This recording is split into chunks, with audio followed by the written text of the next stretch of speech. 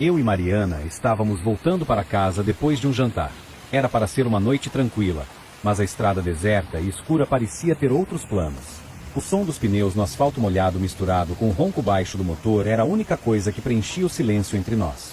A chuva fina começava a cair, criando uma névoa que deixava o ambiente ainda mais assustador. "Tá tudo bem?", perguntei, tentando quebrar o silêncio pesado. Mariana sorriu sem jeito, mas algo nos seus olhos parecia distante. Eu tentava me concentrar na estrada, mas senti que havia algo errado. Foi então que, à distância, uma figura apareceu no meio da pista. Uma mulher parada, imóvel, com um véu escuro e o que parecia ser uma roupa de freira. Mas seu rosto estava coberto de sombras, desfigurado de uma maneira que só de olhar fazia o estômago revirar. "Lucas, o que é isso?", Mariana perguntou, apertando meu braço com força. Eu desacelerei instintivamente, os faróis iluminando aquela cena perturbadora. Ela não se movia, não fazia um som, só estava ali, parada, como se estivesse nos esperando.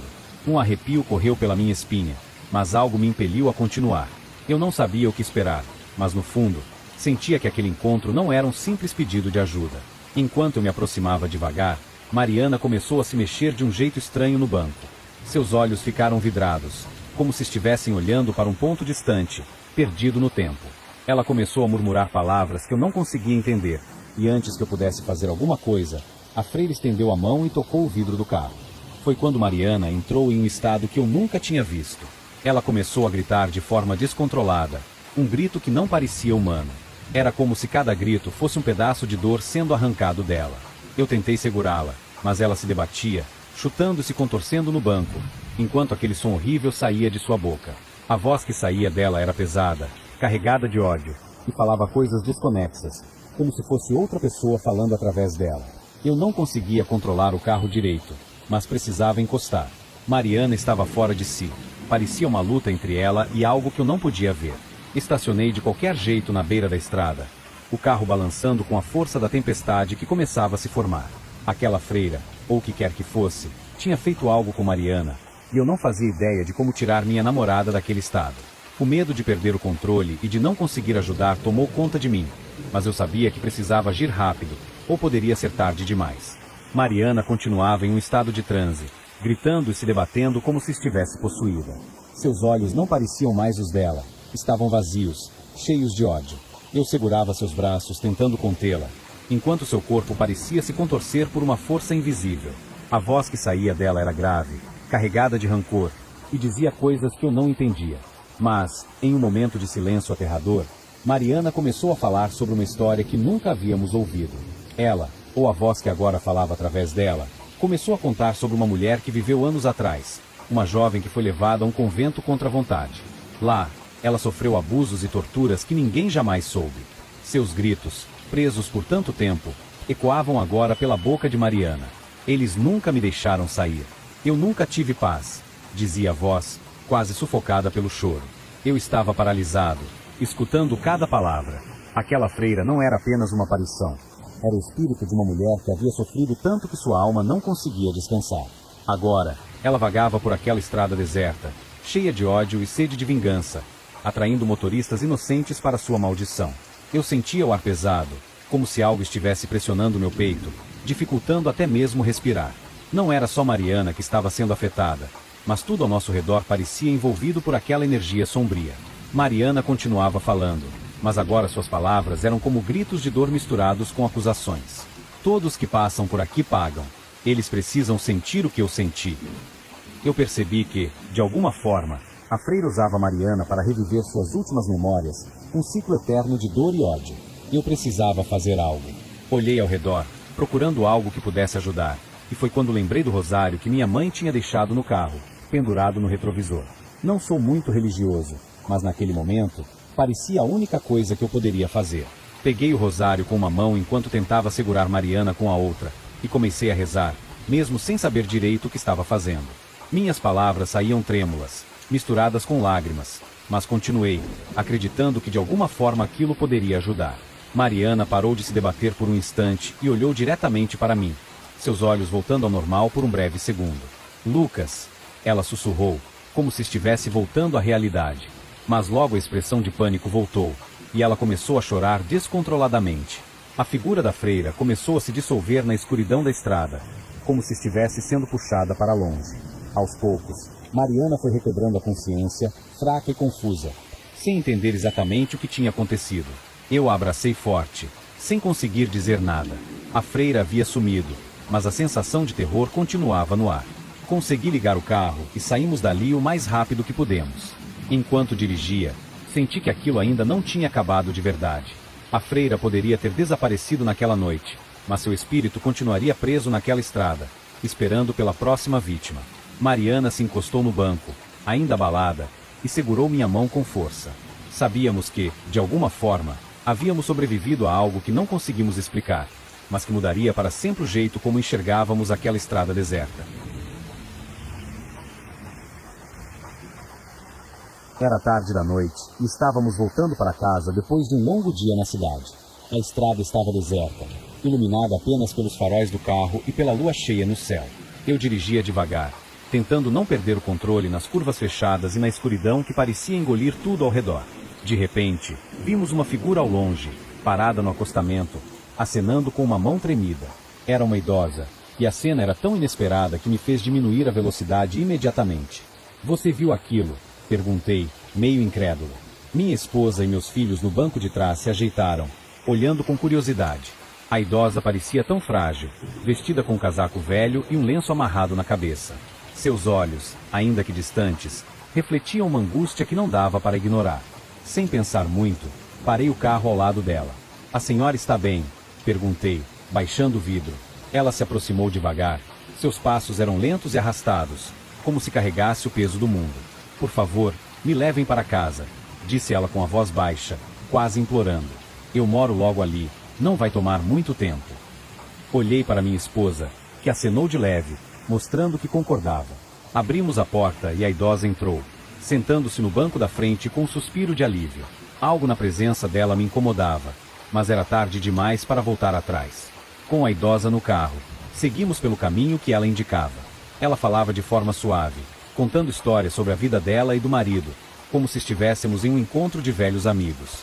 "Minha casa é simples, mas cheia de lembranças", ela disse, olhando pela janela como se visse algo que nós não conseguíamos enxergar.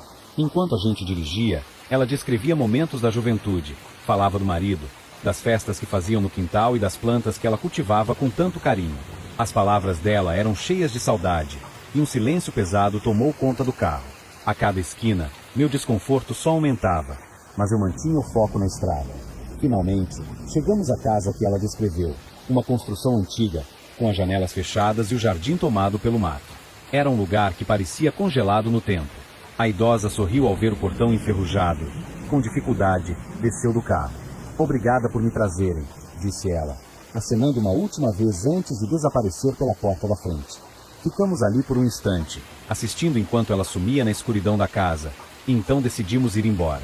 Algo naquela despedida me incomodava, mas decidi não comentar nada. No caminho de volta, trocamos olhares rápidos, ainda intrigados com tudo aquilo. As histórias dela, a casa abandonada e aquele pedido de carona fora do comum deixaram uma marca na nossa memória. Sem saber, estávamos prestes a descobrir que o encontro naquela noite era muito mais do que uma simples ajuda. Aquela carona continuou a martelar na minha cabeça por dias. Algo na idosa, na casa e na forma como tudo aconteceu parecia fora do lugar. Minha esposa também parecia incomodada. "E se a gente voltasse lá? Só para ver como ela está?", sugeriu, e eu concordei. Não era só curiosidade, era uma sensação estranha de que algo não estava certo. No fim de semana seguinte, decidimos voltar àquela estrada. Conforme nos aproximávamos do local, o coração começou a bater mais rápido. Quando finalmente chegamos, o choque foi instantâneo. A casa não estava mais lá. Tudo que restava eram escombros e mato crescido, como se ninguém tivesse pisado ali em anos. Descemos do carro em silêncio, tentando entender o que estava acontecendo. Um senhor que morava por ali se aproximou, curioso com a nossa presença. "Vocês estão procurando alguém?", ele perguntou. Quando explicamos sobre a idosa, ele balançou a cabeça, surpreso. "Essa casa foi demolida anos atrás, depois de um incêndio. Os donos já morreram faz tempo. Um casal de velhinhos que vivia aqui. A senhora que vocês descrevem é a antiga moradora, mas ela já faleceu há muitos anos." Aquilo fez meu estômago revirar. Tentamos explicar que tínhamos visto a idosa, que havíamos dado carona para ela poucos dias atrás. O senhor nos olhou com uma expressão de pena, como se estivesse ouvindo uma história de fantasmas. Naquele momento, percebemos que a idosa que ajudamos não era uma pessoa viva, mas um espírito preso na estrada, tentando voltar para casa. Voltamos para o carro em silêncio, com a mente em turbilhão. A sensação de desconforto que senti desde o início agora fazia todo sentido. A idosa era real para nós, mas não para o mundo ao redor. Ela estava presa em uma rotina sem fim, revivendo a necessidade de encontrar seu lado, mesmo que ele não existisse mais. Enquanto dirigíamos de volta para casa, tudo que conseguíamos pensar era na expressão triste da idosa, no pedido de ajuda e na forma como ela olhava para aquela casa que não existia mais. Talvez nossa carona tenha dado a ela um pouco de paz, um momento de conforto em sua jornada eterna. Mas, para nós, aquilo foi um encontro que mudou tudo o que acreditávamos sobre o mundo.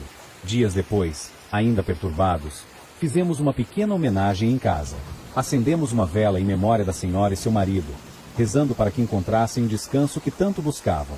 Nunca mais passamos por aquela estrada sem lembrar da idosa e do encontro que nos fez questionar o que é real e o que está além.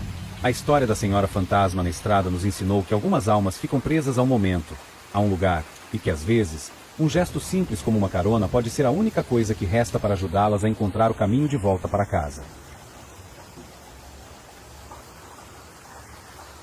Eu sempre fui muito ligada ao meu irmão, Lucas.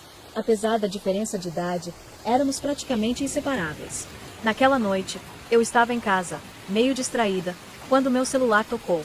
Olhei o nome na tela, Lucas. Era estranho. Ele nunca ligava tão tarde.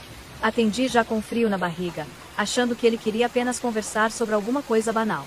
Alice, ele começou, com a voz trêmula. Eu não sei onde estou. De repente, meu coração acelerou.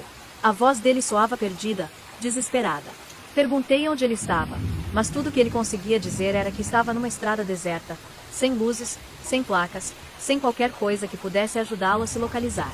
Lucas falou que tinha dirigido sem perceber e agora estava lá, preso em um lugar que parecia se estender para o nada. Alice, tem alguém aqui. Ele sussurrou. Figuras, sombras, mas eu não consigo ver direito. Estão ao redor do carro. Meu sangue gelou. Ele tentava descrever o que via, mas nada fazia sentido. Eram apenas silhuetas que não se revelavam totalmente, sempre no limite da visão. Ele parecia com medo, como se as coisas ao redor dele estivessem se movendo. Tentei acalmá-lo, dizendo que ia encontrar onde ele estava. Mas antes que eu pudesse dizer qualquer coisa, a ligação se encheu de ruídos estranhos e silêncio. O telefone ficou mudo. Aquela noite foi o começo de um pesadelo. Eu não conseguia tirar da cabeça a voz do Lucas. Não preguei os olhos. No dia seguinte, minha família e eu organizamos uma busca frenética. Amigos, conhecidos e até estranhos se juntaram para procurar por ele. Fizemos de tudo. Ligamos para hospitais, postos de gasolina e até para a polícia, mas ninguém tinha visto nada. Cada segundo que passava me deixava mais angustiada. A sensação de impotência era insuportável.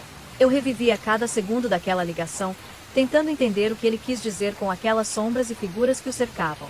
Depois de horas, finalmente encontramos o carro dele, parado na beira de uma estrada de terra, no meio do nada.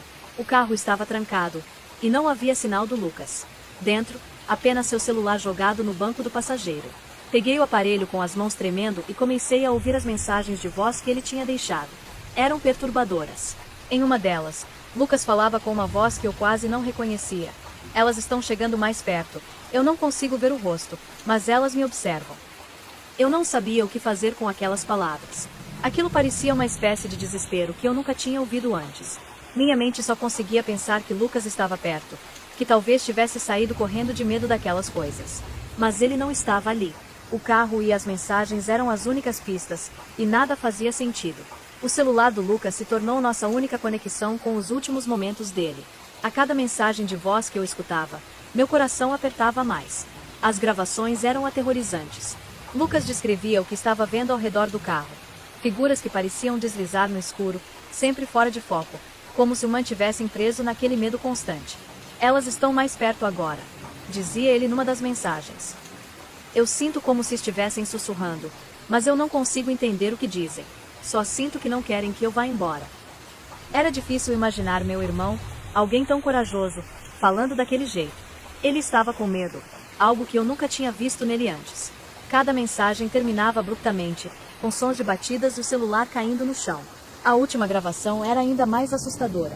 Lucas gritou, um grito que ecoava de pavor, e depois, silêncio. Era como se as figuras o tivessem levado, e só restou o vazio. Naquela hora, eu soube que algo muito errado tinha acontecido.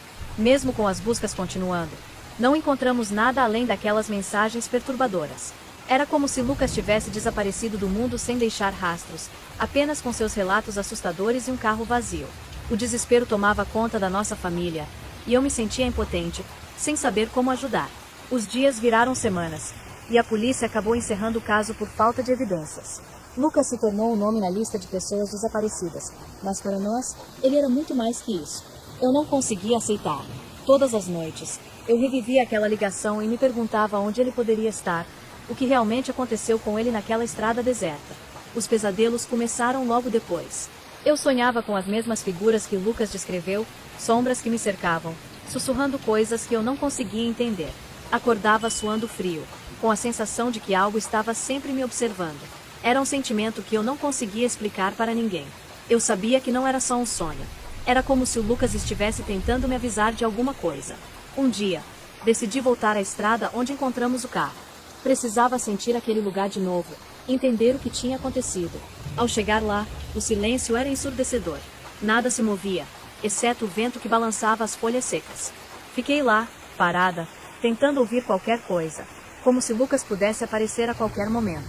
Enquanto eu olhava para o horizonte, meu celular tocou. O número era desconhecido, e eu hesitei por um momento antes de atender. Alô? Disse eu, com a voz trêmula. Do outro lado, apenas os sussurros. Eram os mesmos sons incompreensíveis das gravações de Lucas, as mesmas figuras sem rosto que ele havia mencionado. Senti o arrepio subir pela espinha e desliguei na hora, meu coração disparado. Eu sabia que não era coincidência. As figuras ainda estavam lá, esperando, observando. O que aconteceu com Lucas naquela noite nunca seria totalmente explicado, mas uma coisa era certa. Ele não estava sozinho, e agora, eu também não estava. A viagem parecia ser a escapada perfeita. Estávamos todos animados, e o carro cheio de malas e lanches rápidos nos dava a sensação de liberdade. A estrada era longa, e a cada quilômetro, a gente se sentia mais distante da rotina e mais perto da diversão. Foi quando paramos em um daqueles postos de gasolina de cidade pequena.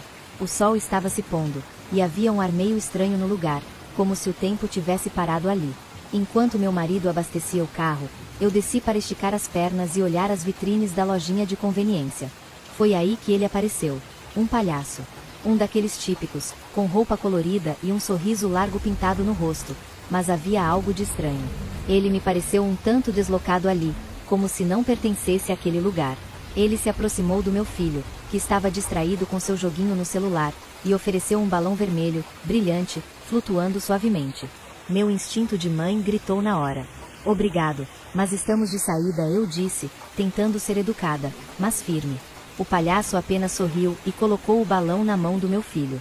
É presente, ele disse com uma voz grave, que me deixou arrepiada. Algo naquilo não estava certo, mas seguimos viagem. Naquela noite, paramos em um hotelzinho de beira de estrada. Tudo parecia normal até que o meu filho começou a gritar durante o sono. Corri até o quarto dele e o encontrei suado, com os olhos arregalados e a respiração ofegante. Ele dizia que o palhaço estava ali, do lado de fora da janela, observando. Eu olhei para fora, e claro, não havia ninguém. Foi só um pesadelo, filho, tentei tranquilizá-lo, mas ele não parecia convencido. Deixei a luz acesa e voltei para o meu quarto. Antes de sair, notei que o balão estava amarrado ao pé da cama, como se estivesse vigiando meu filho. Um calafrio percorreu minha espinha, mas achei que era coisa da minha cabeça. No dia seguinte, tentei me livrar do balão, soltando-o no estacionamento do hotel. Só que de alguma forma, ele estava de volta, preso novamente à cama do meu filho naquela mesma noite. Seguimos viagem, mas o clima no carro estava diferente. Meu filho estava quieto, olhando fixamente para o balão que parecia flutuar mais alto do que o normal. Em uma das paradas, enquanto meu marido foi buscar café, eu vi o palhaço de novo. Ele estava do outro lado da rua, parado, nos observando. Eu pisquei, e ele sumiu, como se fosse uma miragem. Tentei contar isso ao meu marido, mas ele apenas riu, achando que eu estava cansada ou impressionada com o encontro anterior. O balão continuava com a gente, e meu filho não deixava de carregá-lo. Parecia um simples balão, mas dava a sensação de estar sempre apontando para algo, ou alguém, como uma bússola sinistra que só eu conseguia enxergar. Os dias passavam, e a sensação de ser seguida pelo palhaço só aumentava. Não importava a cidade ou o lugar onde estávamos, lá estava ele, sempre à espreita, como se estivesse brincando de esconde-esconde com a gente. Ele surgia nas situações mais inesperadas, numa festa infantil que passamos de carro, refletido no espelho de uma loja de conveniência, e até no vidro embaçado do nosso carro durante a chuva. Eu me sentia paranoica, mas não conseguia ignorar o que estava acontecendo. O balão parecia ter vida própria. Tentávamos nos livrar dele várias vezes, mas de alguma forma, ele sempre voltava. Meu filho estava ficando pálido, parecia mais cansado e calado a cada dia. Quando perguntei sobre os pesadelos, ele apenas balançava a cabeça, com medo de falar. E toda vez que eu olhava para aquele balão, a sensação de que algo estava nos observando ficava mais forte. Certa noite, em um hotel simples à beira da estrada, tudo piorou. Meu filho acordou chorando, dizendo que o palhaço estava dentro do quarto, bem ao lado da cama. Eu e meu marido entramos correndo, mas só havia o balão, flutuando suavemente. Dessa vez, tentei furá-lo com um canivete, mas a ponta da lâmina simplesmente não conseguia perfurar o balão, como se ele fosse feito de um material indestrutível. O clima entre nós estava insuportável. Meu marido começou a me olhar de um jeito estranho, como se achasse que eu estava exagerando ou enlouquecendo. Meu filho estava doente, pálido e sem energia. Ele mal conseguia levantar da cama, e tudo o que eu conseguia pensar era que o balão, de alguma forma, era a conexão entre ele e o palhaço. Eu estava desesperada, sentia que a situação estava fugindo do meu controle, e o medo era constante. Decidi que precisava resolver aquilo de uma vez por todas. Durante uma tempestade forte, vi o palhaço parado na entrada de uma floresta próxima ao hotel. Parecia me chamar com um gesto lento da mão. Peguei meu filho pela mão, deixei meu marido no hotel e corri em direção à floresta, com o balão flutuando atrás de nós, como se estivesse sendo puxado para o palhaço. O vento uivava e as árvores se curvavam ao redor, criando um cenário de pesadelo. Ao chegar perto, o palhaço segurava vários balões, todos flutuando em nossa direção, com uma aura sinistra ao redor. Ele me olhou e disse: "Um último presente." Ele ofereceu um balão maior, mais escuro, quase negro. O desespero tomou conta de mim. Em um momento de coragem que nem sabia que tinha, arranquei o balão do meu filho. Com toda a força, consegui finalmente estourá-lo. O som foi ensurdecedor, como um grito vindo do além, e o palhaço desapareceu na mesma hora, levado pela tempestade. O balão sumiu, e meu filho, aos poucos, voltou a ser o menino alegre que eu conhecia. O palhaço nunca mais apareceu, e seguimos nossa viagem com um alívio que só quem enfrenta o desconhecido consegue entender. Já passava da meia-noite e o cansaço pesava nas minhas pálpebras. Eu só queria chegar logo na casa dos meus familiares. Dirigia horas por estradas que não conhecia, confiando cegamente no GPS que parecia fazer questão de me levar pelos caminhos mais estranhos possíveis. A estrada deserta à minha frente era envolvida por uma floresta escura, onde o farol do carro mal conseguia iluminar os primeiros metros. A sensação de isolamento só aumentava a cada quilômetro. De repente, o GPS me jogou em uma rota ainda mais sombria, uma daquelas estradinhas rurais onde mal cabia um carro. Senti um arrepio ao perceber que não havia nenhuma alma viva por ali, nenhum poste de luz, nenhum sinal de vida. O silêncio era quase ensurdecedor, quebrado apenas pelo barulho dos pneus no asfalto desgastado. Eu estava começando a duvidar da escolha, mas era tarde demais para voltar atrás. Foi aí que tudo ficou estranho. No meio daquela estrada abandonada, deparei-me com cones de trânsito bloqueando o caminho e uma armadilha de pregos estendida bem no meio da pista. Que diabos é isso? Pensei alto, parando o carro a poucos metros. Olhei ao redor e não vi nada além de escuridão. Saí do carro, mais curioso do que preocupado, e caminhei até os cones, tentando entender o que estava acontecendo. Seria um bloqueio por conta de alguma obra? Foi quando ouvi os gritos. Gritos de socorro, vindos da floresta escura ao lado da estrada. Meu coração acelerou. Alguém estava precisando de ajuda? Olhei para os lados e não vi ninguém, apenas aqueles gritos que ecoavam na noite. Fiquei paralisado, tentando decidir o que fazer. A lógica dizia para voltar para o carro, mas algo dentro de mim dizia que eu precisava verificar. Afinal, e se fosse alguém em perigo?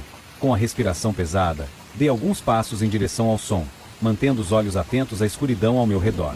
Foi então que vi, entre as árvores, escondidos nos arbustos, Estavam várias pessoas, imóveis, me observando como predadores à espreita da presa. Era uma armadilha. Os gritos eram uma farsa, uma isca para atrair os desavisados. O medo tomou conta de mim. As mãos suaram frio enquanto eu recuava lentamente, sem tirar os olhos daquelas silhuetas ameaçadoras. A ideia de correr se misturava com a vontade de não fazer nenhum movimento brusco que pudesse chamar mais atenção. Virei de costas devagar e corri como nunca, com o coração quase saindo pela boca. Entrei no carro, trêmulo, e girei a chave. Era hora de sair dali antes que fosse tarde demais. Eu liguei o carro com um nervosismo que eu nunca tinha sentido antes. Os faróis iluminaram a estrada e, para o meu desespero, vi a silhueta saindo dos arbustos, se movendo lentamente em minha direção. Eram várias, e cada uma delas parecia mais sinistra que a outra. O medo me deixou paralisado por um segundo, mas o instinto de sobrevivência me fez acelerar. Eu precisava dar um jeito de sair dali, mas os pregos estavam logo à frente, prontos para furar os pneus e me deixar preso naquele pesadelo. Olhei para os lados, tentando encontrar um espaço, uma brecha. Vi uma pequena abertura ao lado dos cones e fui na sorte, manobrando com tudo para desviar. O carro tremeu e senti a roda raspando em algo, mas não podia parar. Acelerei, o barulho do motor ecoando na noite silenciosa, enquanto as silhuetas continuavam se aproximando. Não olhei mais para trás. Só queria sair dali. Meu coração batia tão forte que parecia que eu podia ouvi-lo sobre o ronco do motor. Eu vi as figuras se afastando pelo retrovisor, imóveis, paradas na escuridão como se soubessem que o susto já tinha sido suficiente. A estrada parecia interminável, e mesmo com o carro em movimento, eu ainda sentia aquelas presenças me observando, acompanhando cada movimento meu. Mas consegui. Passei pelos cones, desviei dos pregos, e logo estava acelerando pela estrada deserta, sentindo o alívio de ter escapado. Eu dirigia sem parar, sem olhar para os lados, tentando afastar da minha mente tudo o que acabará de acontecer. A sensação de perigo ainda pulsava em mim, e só quando vi as primeiras luzes de uma área mais urbana é que finalmente consegui respirar com mais calma. Diminuí a velocidade e encostei o carro para tentar me recompor. Olhei para o retrovisor uma última vez, e as sombras que antes estavam tão próximas agora pareciam distantes, como se fizessem parte de um pesadelo que eu acabará de acordar. Meu corpo ainda tremia, e o medo do que poderia ter acontecido me fez refletir sobre o quão perto eu cheguei de um desastre. Prometi a mim mesmo que nunca mais confiaria cegamente no GPS, que eu pensaria 2 vezes antes de pegar qualquer atalho desconhecido. Ainda abalado, voltei para a estrada, sentindo que, apesar do susto, tinha dado muita sorte de sair ileso. No fim das contas, tudo não passou de uma experiência que eu nunca mais queria repetir. Mas ali, naquele momento, eu só queria uma coisa: chegar em segurança e deixar aquela noite para trás.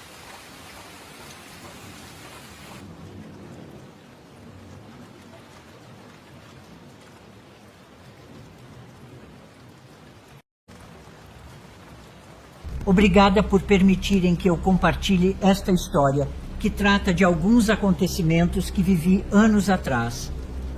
Esses eventos envolvem pessoas muito próximas a mim e me causaram grande dor na época. Entretanto, com o passar dos anos, aprendi a lidar com tudo isso dentro da minha casa. Eu tive muitos problemas com meu marido, Sandro, antes de nos divorciarmos. Dos 15 anos que vivemos juntos em matrimônio, posso dizer que na maior parte do tempo, tudo foi um verdadeiro pesadelo. Desde os primeiros anos, ele começou a se envolver com várias mulheres, com quem passava o tempo das supostas horas extras de trabalho. Ele mentia, dizendo que estava se esforçando muito no emprego, quando na verdade estava se divertindo em outras camas. Enquanto isso, eu permanecia trancada em casa, cuidando dos nossos filhos. Embora soubesse no fundo que algo estava errado, eu preferia ignorar ou fingir que nada estava acontecendo, para não ter que encarar aquela dolorosa realidade. No entanto, a verdade acabaria me perseguindo até a minha própria casa, e de uma forma terrível. Na época, morávamos em um lugar onde viviam várias famílias, algo parecido com uma vila, um pequeno condomínio fechado com vários prédios de 2 andares, onde em cada um deles vivia uma família. No centro deste condomínio havia uma grande praça, e acima do meu apartamento havia outro apartamento, onde morava um parente do meu marido, chamado Ângelo. Muitas vezes esse parente e Sandro se encontravam durante as supostas horas extras no trabalho, mas na verdade saíam para festas com suas amantes. No início, não desconfiei de nada, mas estranhei que, nos fins de semana, quando meu marido estava de folga, passava muito tempo no apartamento de cima, com Ângelo. Mesmo assim, ainda não tinha percebido o que realmente estava acontecendo. Contudo, eventos perturbadores começaram a acontecer. Uma manhã, enquanto me preparava para sair e comprar coisas para o café da manhã das crianças, encontrei um pássaro preto sem vida na porta de casa. Ele estava com o peito aberto, havia sangue espalhado pelo chão e o bico estava amarrado com um fio vermelho. Na época, eu não sabia muito sobre o sobrenatural e essas coisas, mas algo me dizia que aquilo estava relacionado com magia negra. Decidi ignorar e seguir minha rotina, acreditando que poderia ser uma mera coincidência, mas em breve descobriria que não era. Certa noite, já havia colocado as crianças para dormir e desci para buscar um copo de água. Enquanto descia as escadas, ouvi um som na porta principal, como se algo tivesse sido jogado contra ela. Ao abrir, encontrei um sapo sem vida, com um cheiro horrível, que indicava que o animal já estava assim há dias. Ele estava sem os globos oculares. Eu não sabia quem poderia fazer algo tão bárbaro, mas estava certa de que havia alguém querendo me causar mal. Logo depois, comecei a sofrer sintomas estranhos. Perdi completamente o apetite, emagreci muito e meu cabelo caía em grandes quantidades durante o banho.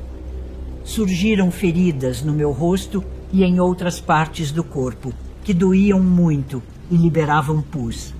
Além disso, passei a ter pesadelos horríveis. Sempre sonhava que alguém queria me levar deste mundo ou que algo terrível acontecia com meus filhos. Minha vida parecia desmoronar. Naquela época, eu trabalhava poucas horas por semana, mas ao perceberem meu estado de saúde, meus empregadores me demitiram antes mesmo de eu conseguir pedir afastamento. Minhas amigas também se afastaram de mim, devido a mal-entendidos estranhos que as deixaram irritadas comigo. Eu me sentia cada vez mais fraca e cheguei a pensar que morreria. O plano de saúde ao qual meu marido nos tinha inscrito era muito lento, com consultas marcadas para 2 meses depois. Com isso, eu estava certa de que minha vida não duraria muito. Até mesmo meus filhos, ainda pequenos, se recusavam a se aproximar de mim, porque meu aspecto físico havia mudado drasticamente. Eles não conseguiam entender o que estava acontecendo comigo. A situação piorou tanto que eu mal conseguia andar.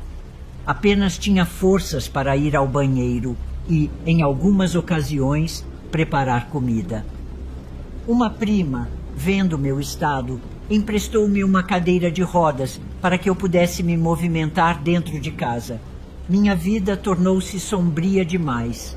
A única coisa que me reconfortava era sair na cadeira de rodas até a praça do conjunto habitacional para tomar sol.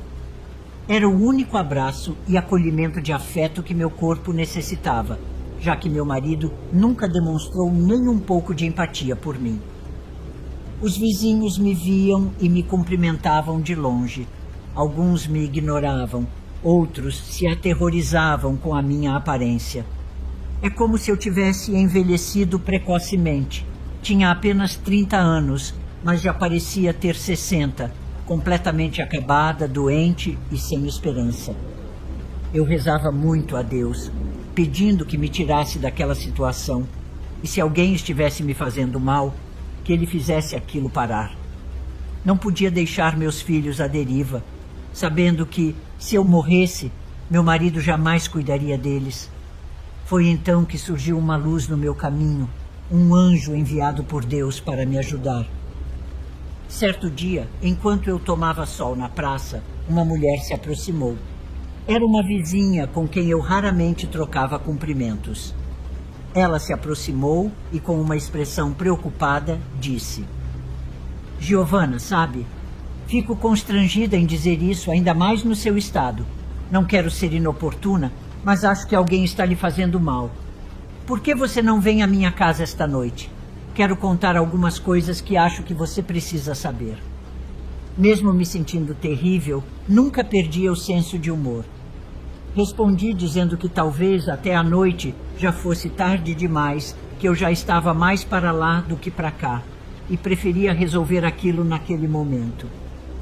A verdade é que o medo e a incerteza me invadiram, e eu não queria esperar até a noite. A mulher sorriu e se ofereceu para me levar até sua casa. Ela me empurrou com a cadeira de rodas até lá.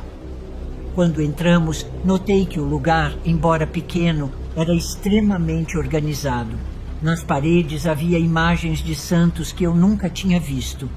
Eu sabia que aquela mulher, chamada Joana, era solteira e nunca havia se casado. Ela me serviu um chá e pediu que eu bebesse, enquanto ela me explicava algo que fez minha cabeça entrar em parafusos. Joana me disse que era justo que eu soubesse que meu marido estava me traindo, com uma mulher que aparentemente era namorada de seu primo. Ela continuou dizendo que toda vez que meu marido subia até a casa de Ângelo, era para se encontrar com aquela mulher, uma pessoa perversa que havia se apaixonado e se obcecado por ele.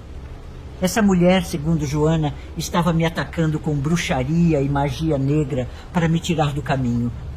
Joana afirmou que aquela mulher estava falando sério, que queria acabar comigo. E então, olhando diretamente para mim, acrescentou: "Sabe, Giovanna, o pior de tudo é que depois de acabar com você, ela quer se livrar dos seus filhos. Sei que não é da minha conta me meter na sua vida, mas quando envolve crianças, não posso ficar de braços cruzados."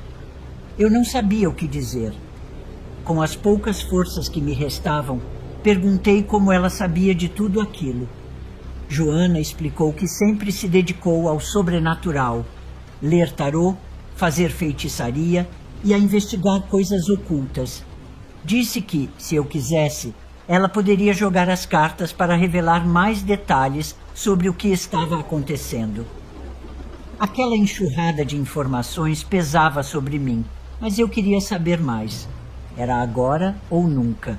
E assim, Dona Joana começou a embaralhar. Eu cortei o baralho e ela começou a me dizer várias coisas que me deixaram desconcertada, pois, em sua maioria, eram situações que eu estava vivendo naquele momento. Ela também me disse que, para sair do problema, eu tinha apenas 2 caminhos. Um era não fazer nada e morrer. O outro, confrontar a amante do meu marido e pedir que me deixasse em paz, mas com a condição de que eu saísse do caminho dela. Dona Joana explicou que a magia que a amante do meu marido havia feito contra mim era muito forte e que somente ela mesma poderia revertê-la. Joana afirmou que só existiam essas 2 opções e que eu precisava escolher. Por um lado, eu não queria morrer. Por outro, falar com aquela mulher significaria perder meu casamento e muitas outras coisas. No entanto, não havia outra saída. Ao final da conversa, Joana me levou até minha casa. Quando estávamos paradas na porta, ela ficou observando muito 2 vasos grandes que eu tinha na entrada. Então, usando uma sacola plástica, ela colocou a mão na terra das plantas, escavou um pouco e eu fiquei petrificada ao ver que ela tirou da terra 2 bonecos feitos de gravetos. Um deles tinha a minha foto presa e estava amarrado com linha preta, cobrindo metade da minha fotografia. Joana colocou os bonecos na sacola, entregou para mim e disse: "Devolva isso a ela como prova de que ela está fazendo magia negra para você."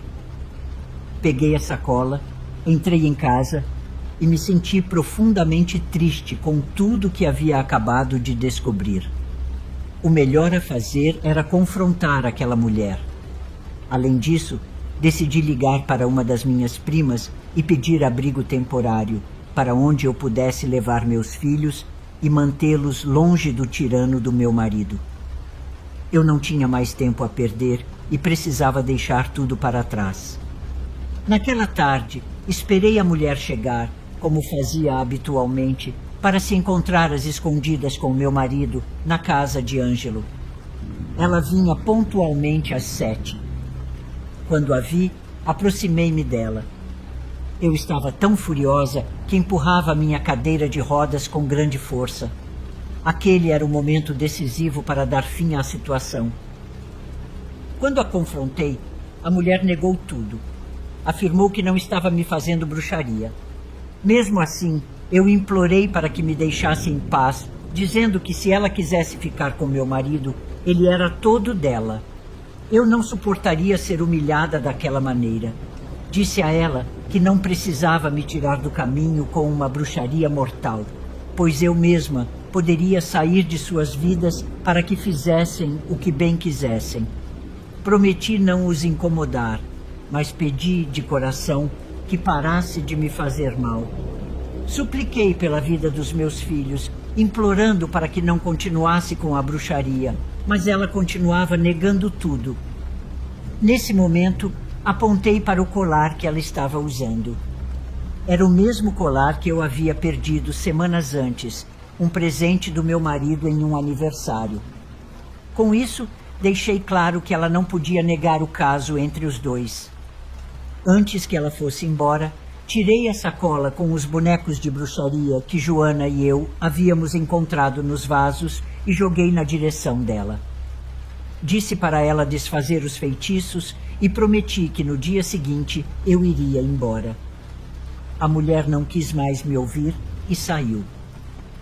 No dia seguinte, enquanto meu marido não estava, minha prima e o esposo vieram me buscar com meus filhos. Fui morar com eles. Meu marido não se importou nem um pouco com a nossa partida.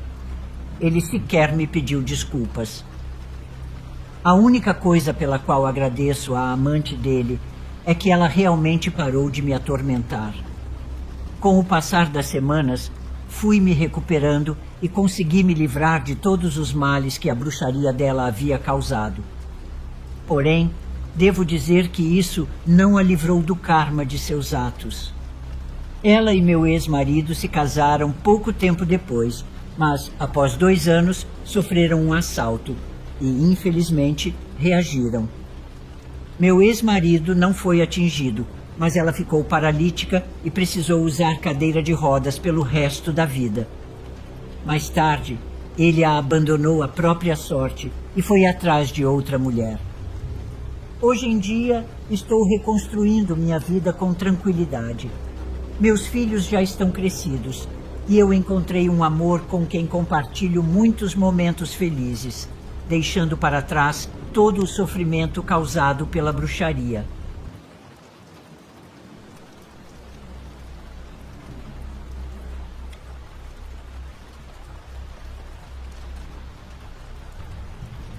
Sei que muitas pessoas que escutam essas histórias já foram vítimas de feitiçaria ou conhecem alguém que teve a vida destruída pela magia negra.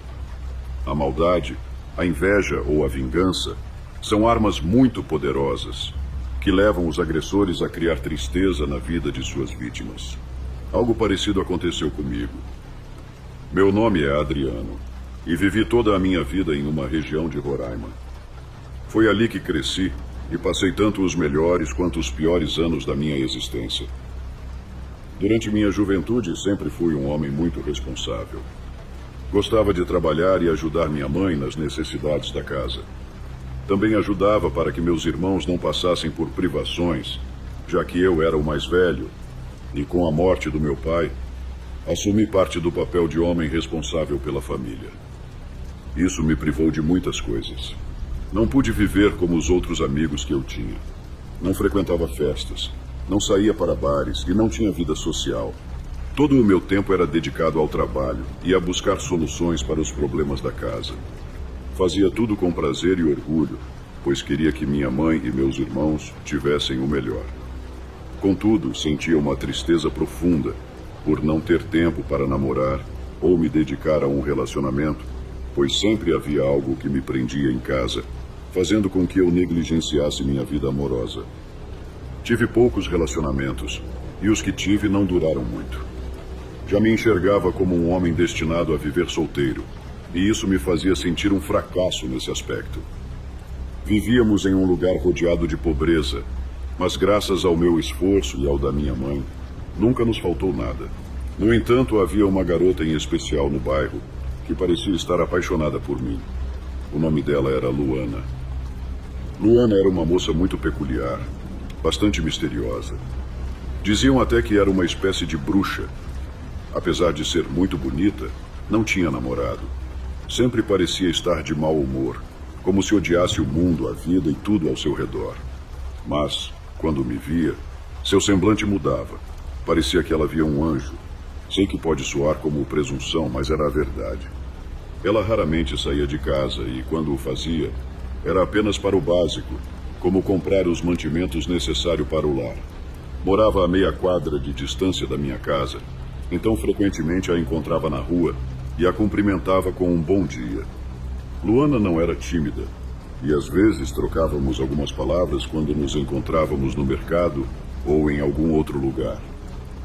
Nosso bairro ficava ao pé de um morro de onde se tinha uma vista maravilhosa de nossa bela região. Quando me sentia triste ou precisava chorar sozinho, ia até lá e me escondia entre as plantas. Ficava um tempo a sós, e isso me ajudava a aliviar os sentimentos ruins, dando-me forças para continuar. Poderia facilmente ter caído em vícios e me perdido, mas sabia que, se isso acontecesse, minha família acabaria na ruína. Precisava ser mais forte do que isso. Sentia-me especialmente frustrado. Havia muitos problemas financeiros em casa. Além disso, tinha terminado um namoro de menos de um mês, porque minha namorada se cansou de minha ausência. Ela dizia que eu era filhinho da mamãe e que não era homem suficiente para uma mulher como ela. Eu realmente não sabia o que fazer. Não podia abandonar minha mãe e meus irmãos à própria sorte. Para piorar, mal tínhamos o que comer em casa. Naquele dia, com muita fome, fui ao morro para tentar encontrar uma solução. Sempre me escondia no mesmo lugar, sentava na mesma pedra. Era meu refúgio, mas naquela ocasião, alguém me encontrou. Era Luana. Não sei se me seguiu ou se foi obra do destino, mas, ao me ver com lágrimas nos olhos, perguntou se eu estava bem. Respondi que sim e rapidamente fingi estar procurando algo perdido. Tentei desconversar, mas Luana disse: "Você não precisa esconder nada, Adriano. Já ouvi aqui muitas vezes. Sei que vem para desabafar. Sei bem pelo que está passando e quero dizer que admiro você. Você não é como os outros homens. Quero oferecer minha ajuda. Não é muito, mas, por favor, quando não tiver o que comer, me procure. Pode ir até minha casa. Prometo que isso ficará entre nós." Luana parecia muito amável e compreensiva. Fiquei intrigado por ela já me observar há tempos. Como sabia que eu ia sempre para aquele lugar? Não sabia se suas intenções eram boas ou ruins, principalmente por causa dos rumores de que era uma pessoa que mexia com coisas sobrenaturais. Tinha medo de que estivesse tentando me enganar para me fazer algum mal. Contudo, naquela ocasião, ela me pareceu doce e nobre. Aceitei o almoço que ela me ofereceu. Ela me levou até sua casa, onde vivia com a mãe, que raramente estava por causa do trabalho.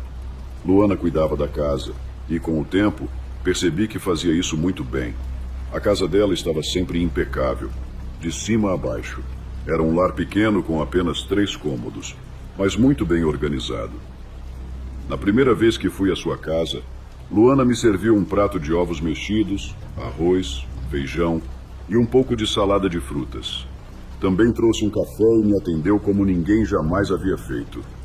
Eu sempre fui prestativo com os outros, mas nunca recebi o mesmo em troca. Naquela manhã conversamos por um bom tempo, e Luana me presenteou com algo, um amuleto que, segundo ela, trazia sorte.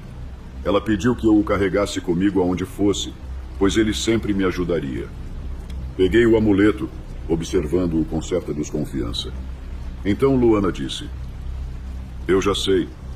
Você deve pensar, como todos os outros moradores daqui, que sou uma bruxa, que faço maldades e todas essas bobagens. E em parte isso é verdade, Adriano. Confesso que gosto de fazer feitiços, mas sou apenas uma curiosa, uma aprendiz. Não acho que tenha poder para machucar ninguém. Confie em mim. Leve esse amuleto e verá que só quero ajudá-lo a superar seus problemas. Ela garantiu que me ajudaria a me livrar de todos os obstáculos da vida. E sinceramente eu não sentia que havia maldade em suas palavras. Se Luana quisesse me fazer mal, já teria feito. Depois disso, desenvolvemos uma grande amizade que aos poucos evoluiu para um relacionamento amoroso. Sempre que possível, eu visitava Luana em sua casa. E finalmente nos tornamos namorados. Apesar de os outros me ridicularizarem por namorar quem eles chamavam de bruxa, eu não ligava.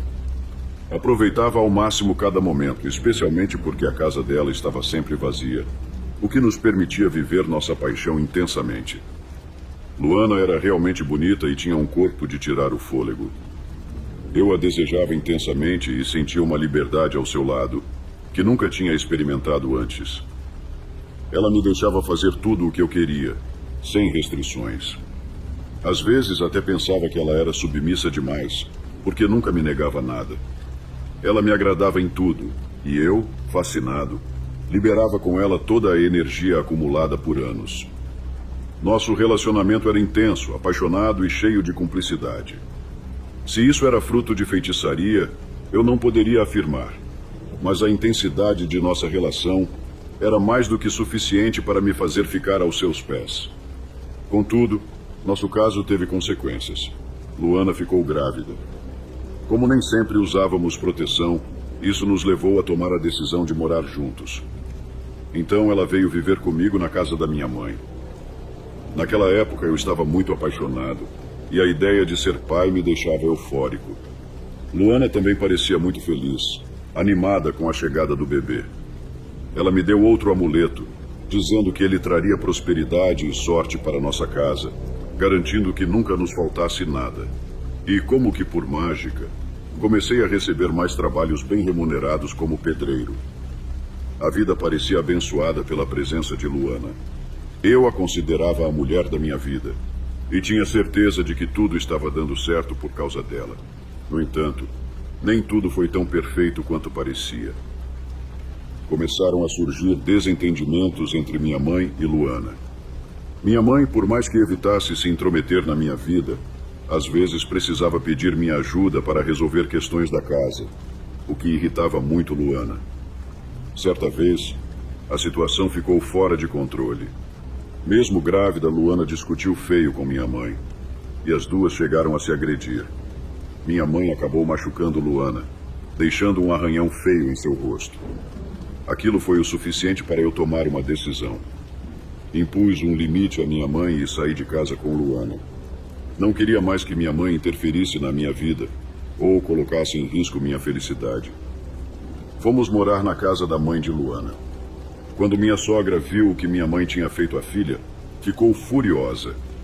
Entre murmúrios, ouvi minha sogra dizer a Luana que aquilo não ficaria assim, que haveria um tempo para se vingar. Depois disso, minha relação com minha mãe ficou muito distante. No entanto, quando meu filho nasceu, houve uma tentativa de reconciliação que, felizmente, deu certo. Luana foi quem tomou a iniciativa de fazer tudo acontecer. Ela preparou uma torta de limão que minha mãe adorava, e fomos até a casa dela para entregá-la. Luana pediu desculpas por ter começado a briga naquela vez, e disse à minha mãe que gostaria muito que ela fosse conhecer o neto. Minha mãe, emocionada e chorando de alegria, pegou a torta e abraçou Luana. Antes de se preparar para sair e conhecer o neto, ela cortou 2 fatias da torta e começou a comê-las. Ela estava radiante de felicidade por finalmente conhecer meu filho. Quando finalmente o viu, o pegou nos braços, abraçou e cantou suavemente para ele com todo o amor do mundo. Assim, um novo laço de união familiar foi criado. Mas tudo aquilo não duraria muito. Na semana seguinte, minha mãe começou a adoecer repentinamente. Ela vomitava tudo o que comia, dizia que sentia dores terríveis nos ossos e que algo parecia atravessar seu abdômen, como uma agulha muito longa. Além disso, começaram a aparecer grandes erupções na pele, e ela passou a ter delírios assustadores. Dizia que via o fantasma de pessoas falecidas entrando em seu quarto e que falavam que iriam levá-la, que sua hora estava próxima. Levamos minha mãe ao médico, mas ele pediu exames caros e levaria alguns dias para juntarmos o dinheiro necessário para isso.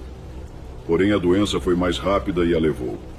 Infelizmente, minha mãe faleceu antes de receber atendimento. Na manhã em que ela partiu, meu irmão mais novo correu até minha casa para me avisar. Saí às pressas para confirmar o que tinha acontecido. Ao chegar ao quarto de minha mãe, deparei-me com uma cena horrível. Meus irmãos estavam assustados, pois um urubu estava pousado sobre o corpo dela, que ainda estava na cama. A ave bicava o rosto da minha mãe, arrancando pedaços de pele. Ninguém sabia como aquele animal predador havia entrado no quarto, mas peguei um pedaço de pau e o expulsei dali. Foi tudo muito trágico e triste, porque minha mãe ainda era jovem, tinha muitos anos de vida pela frente. Parecia injusto que ela tivesse morrido daquela maneira. Contudo, não tive tempo para me lamentar. Agora, meus irmãos estavam órfãos e eu precisava cuidar deles. 2 deles já eram adolescentes e poderiam trabalhar, mas Gustavo, o mais novo, tinha apenas 11 anos. Ele precisava muito de mim.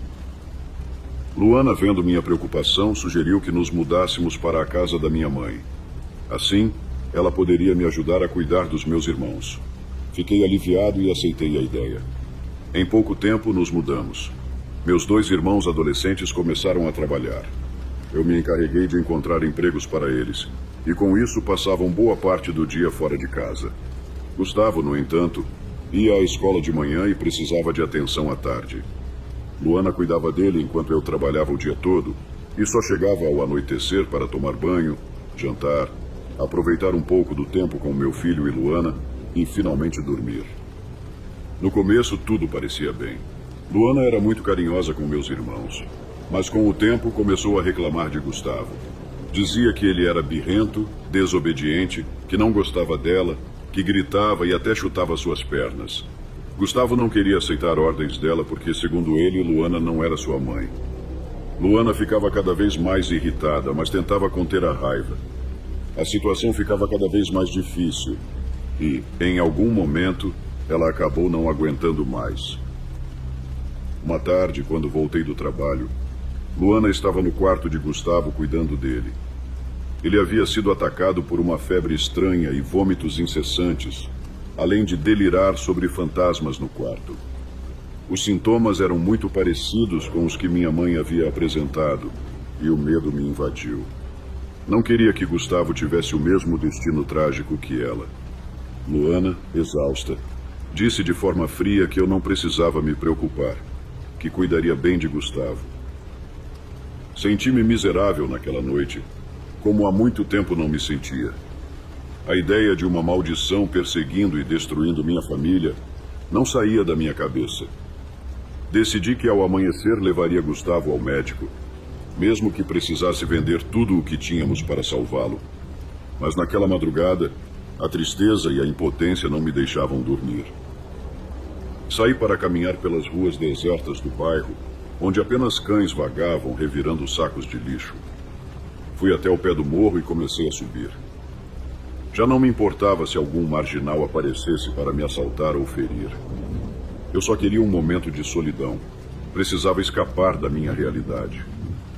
Cheguei finalmente ao meu refúgio de solidão e comecei a refletir sobre tudo o que vivi desde a última vez que estive ali. Pedi a Deus que me ajudasse, que trouxesse luz para a escuridão na qual eu estava mergulhado, que me permitisse melhorar as coisas, que realizasse um milagre para meu irmão e para minha família, e que, por favor, afastasse o mal que nos rondava. Depois de desabafar, decidi descer o morro e voltar para casa. Porém, no caminho, algo chamou minha atenção. Uma silhueta se aproximava, avançando pela escuridão na minha direção. Senti medo, temendo que alguém pudesse me fazer mal. Enquanto a figura se aproximava, percebi que era uma mulher alta e robusta, que logo me pareceu familiar. De repente, já mais perto, a silhueta me cumprimentou com uma voz fria. Boa noite, Adriano. Jamais esperaria te ver por aqui. O que está fazendo?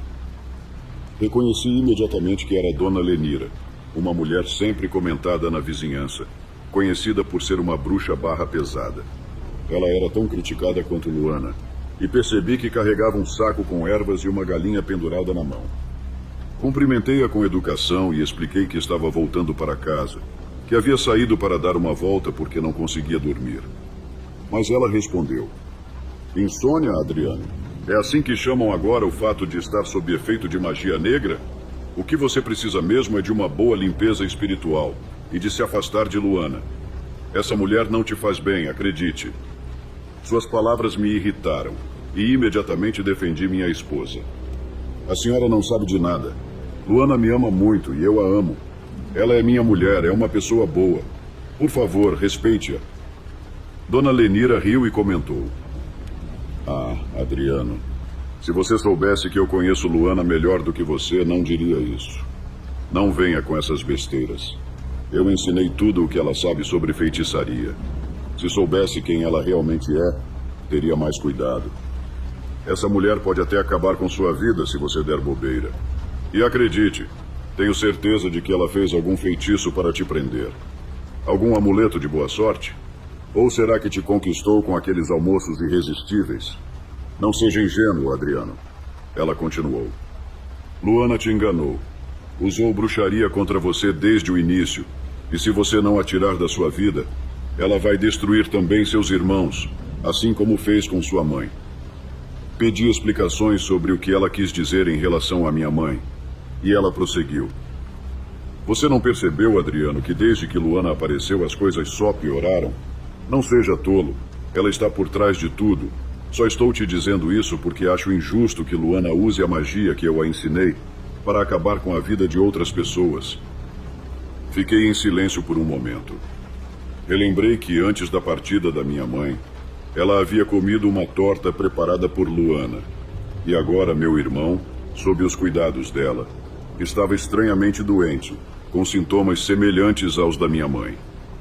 Tudo começou a fazer sentido na minha cabeça. Dona Lenira felizmente me trouxe de volta à realidade. Não é coincidência que eu tenha te encontrado aqui, Adriano. Deus quis que eu te ajudasse, e por isso você apareceu no meu caminho. Mas antes de qualquer coisa, eu preciso saber. Você quer ser ajudado? Estaria disposto a destruir sua própria mulher? Sentei-me sobre uma pedra e meditei. Dona Lenira tinha uma reputação forte, e as pessoas ou a temiam ou a respeitavam. Era difícil tomar uma decisão, pois eu amava Luana. Mas as tragédias que vieram com ela pesaram mais, e enfim concordei. Está bem, senhora. Quero sua ajuda. Mas me diga, por acaso a senhora vai machucar Luana? Ela respondeu que isso dependia das forças superiores, que decidiriam se apenas desfariam os feitiços ou se cobrariam um preço mais alto. Então ela concluiu. No meu ritual pedirei que se Luana for inocente o trabalho seja anulado. Mas se for culpada, ela poderá pagar muito caro. Eu respirei fundo e disse que estava tudo bem. Que aceitaria o risco porque estava convencido de que Luana era inocente. No entanto, mesmo assim, havia vozes na minha cabeça que diziam exatamente o contrário. Dona Lenira pediu que eu a acompanhasse e que subíssemos o morro. Contou que, uma vez por mês, ela subia até o ponto mais alto para realizar rituais de agradecimento às forças obscuras que lhe conferiam poder para ajudar e curar seus pacientes. Naquela ocasião, aproveitaríamos o ritual para colocar uma intenção especial: devolver o mal a Luana, caso ela realmente tivesse cometido aquelas atrocidades contra minha mãe e Gustavo. Também pediríamos que meu irmão se curasse, que o mal que Luana possivelmente colocou nele fosse anulado e, de quebra, que qualquer feitiço que ela pudesse ter feito para me amarrar fosse desfeito. Chegamos a um ponto no morro onde Dona Lenira pegou um galho e desenhou um círculo no chão. Em seguida, retirou de sua bolsa algumas ervas que colocou ao redor do círculo, além de uma garrafa que continha um líquido de cheiro desagradável e forte. Por fim, ela colocou a galinha no centro do círculo, polvilhou-a com alguns pós e começou a rezar, fazendo pedidos, agradecimentos e rogando aos seres que lhe concediam poder. Pediu que, se Luana fosse culpada de prejudicar minha família, que pagasse de forma multiplicada. Aquilo me deixou assustado. O que estávamos pedindo era terrível, mas parecia necessário para provar a inocência de Luana. Vi Dona Lenira se transformar. Sua voz ficou mais grave, como se algo a tivesse possuído. Ela começou a rezar em uma língua estranha e desconhecida para mim. Dei alguns passos para trás, pensando em correr, mas resisti ao medo. Assim passaram-se cerca de 15 minutos. De repente, Dona Lenira ficou em silêncio, e o som do vento e das folhas era tudo o que nos envolvia. Finalmente ela voltou ao normal e disse que era hora de irmos. Ao chegarmos ao sopé do morro, nos despedimos, e ela pediu que mantivéssemos segredo sobre o que fizemos, pois invocamos forças que poderiam nos prejudicar se não as respeitássemos. Agradeci pela ajuda e voltei para casa. Ao chegar em casa, Luana ainda dormia serenamente com nosso bebê, enquanto no quarto ao lado, Gustavo gemia de dor, embora já parecesse mais calmo. Sentei-me para observá-lo e, após alguns minutos, ele adormeceu profundamente. Eu daria tudo por minha família. Se Luana fosse a culpada, ela pagaria, pois uma mulher assim representava um perigo, até mesmo para meu filho. Os dias se passaram e certa manhã, ao visitar Gustavo, fiquei surpreso ao encontrar uma pomba branca na janela de seu quarto, tranquila, banhada pela luz do sol. Gustavo estava cheio de energia, completamente recuperado. Ele já estava se arrumando para ir à escola, sua saúde restaurada. Por outro lado, naquela mesma manhã, Luana acordou muito mal. Seu rosto estava magro, completamente abatido. Na noite seguinte, ela ainda estava mal. Reclamava de uma ardência intensa nas costas e pediu que eu verificasse. Quando levantei sua blusa, vi uma grande mancha negra na altura do coração, como se algo maligno tivesse invadido seu corpo. Ao tocar levemente a mancha, Luana gritou de dor, correu ao banheiro e vomitou sangue coagulado, com um cheiro insuportável. Ela começou a chorar de medo. Ela não entendia o que estava acontecendo. Eu, no entanto, sabia perfeitamente. Entendia que todo o mal que ela causou à minha família, e talvez a outras pessoas, estava retornando para ela. Já não sentia pena do sofrimento dela. Minha mãe morreu por causa da bruxaria de Luana, e Gustavo quase teve o mesmo destino. Luana não resistiu mais do que 2 dias. Os médicos sugeriram interná-la para uma cirurgia de emergência, mas ela recusou. Não havia muitas esperanças de sobrevivência, e Luana, em desespero, quis passar seus últimos momentos em casa, perto do bebê. Queria vê-lo até seu último suspiro. Sua partida foi triste. Luana viveu uma vida solitária, sempre julgada, e de certa forma isso, somado aos desprezos que sofreu na infância, a tornou a mulher de coração sombrio e cheio de maldade que foi.